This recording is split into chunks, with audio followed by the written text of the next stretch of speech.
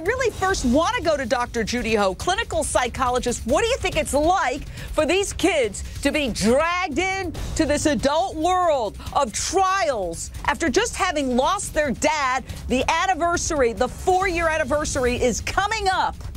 And they just lost their dad 5 years ago, and now they're being dragged into this lawsuit. Dr. Judy Ho.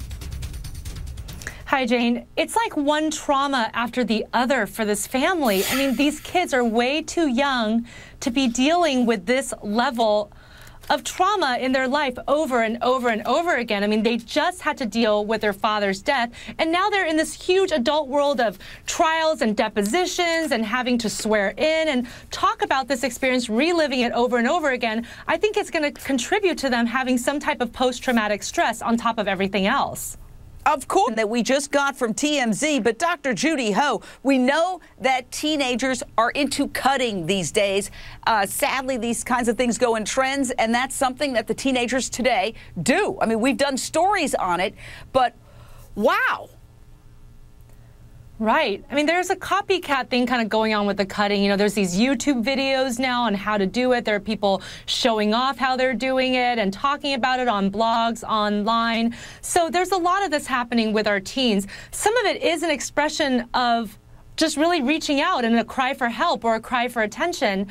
And if the TMZ reports are right, you know, Paris may have done this and then realized, you know what, I really don't want to die, which is why then she reached out to the suicide counselor who then called 911. So she may have regretted it after the fact, but I believe her distress was extremely real. I mean, she's going through a lot of different things, and she probably just didn't know what to do. Perspective, Dr. Judy Ho, clinical psychologist. First of all, AG wouldn't be, and I'm not here defending AG. I don't care. All I care about is Paris Jackson.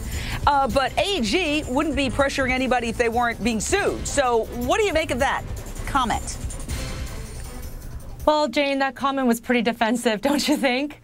I think they realize that they're under attack and that there is some personal responsibility they have to take for the fact that they are dragging kids into this. You know, when Catherine Jackson made this decision to bring this case to light, you know, you can't predict what's going to get subpoenaed. And because the two eldest Jackson kids are old enough to testify, old enough to be subpoenaed to give a deposition, they were asked to do so. And so now they're trying to minimize their exposure to court. But you really can't take that back once you bring the case up. So I think that lawyer is being a tiny bit defensive, don't you think?